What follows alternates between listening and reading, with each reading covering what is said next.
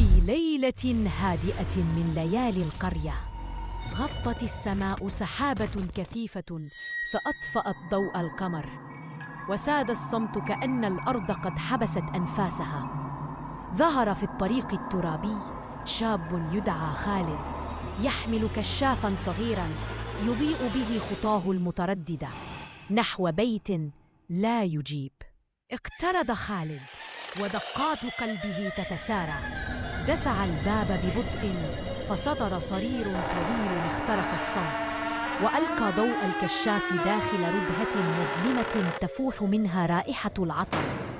جدران متشققة، عناكب تتدلى من السقف، والبرد داخل البيت لا يشبه برد الشتاء، بل برودة غريبة كأنها خارجة من تحت الأرض. خطى خالد خطوات حذرة، فارتجفت الأرضية تحت قدميه، ورأى في زاوية هدهة مرآة كبيرة قديمة يغطيها الغبار متشققة.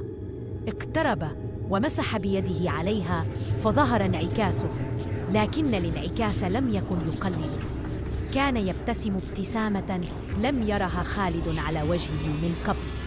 تراجع مذعوراً، لكن الانعكاس ظل واقفاً مكانه مبتسماً بخبث.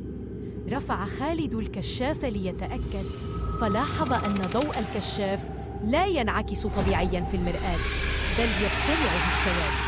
وفجأة تحرك الانعكاس وحده. رفع يده اليمنى بينما خالد لم يتحرك. تجمد الدم في عروقه، وسمع همساً يخرج من عمق البيت. خرج الدخان الأسود الكثيف من الوراء، يتلوى في الهواء كأنه كائن حي، قبل أن يتجسد تدريجياً في هيئة شبح مظلم طويل القامة، ملامحه مطموسة تماماً بلا عينين ولا فم، مجرد ظل بشري كثيف يقف وسط الظلام.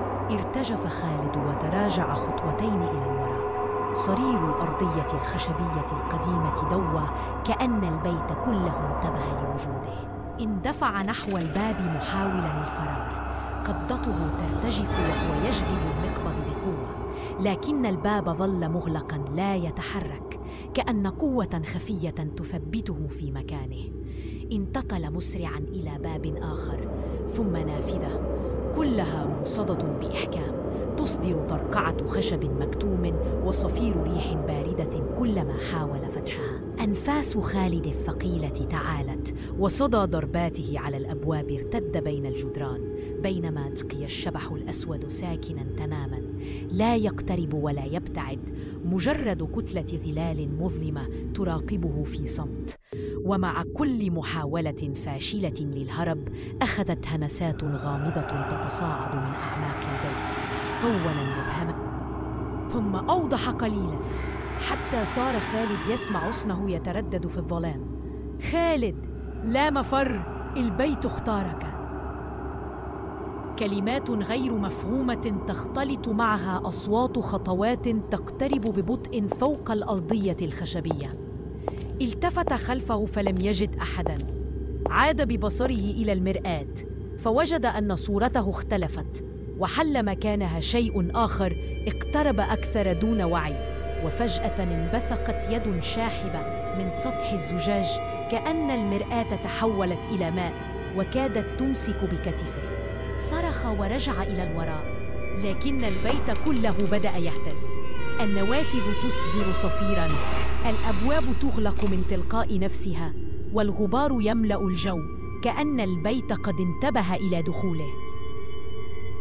حاول خالد فتح الباب الذي دخل منه، لكنه كان مغلقاً بإحكام، وهناك وجد أثاثاً مغطى بالقماش الأبيض، والمرآة نفسها تنتظره على الحائط. انعكاسه عاد من جديد، وهذه المرة كان ينظر إليه بعينين حمراوين، وفمه يتمتم بكلمات لم تسمع من قبل. ارتجف خالد واشتد البرد حتى شعر عظامه تتجمد، ثم سمع طرقاً قوياً خلف المرآة، كأن أحداً محبوس داخلها ويطلب الخروج. مد يده متردداً، وما إن لمس سطح الزجاج حتى بدأ يسحبه ببطء، كأن قوة خفية لا تسمح له بالهرب. صرخ بأعلى صوته: لكن الصوت تلاشى في فراغ البيت. الظلام ابتلع المكان، والكشاف سقط على الأرض وانطفأ.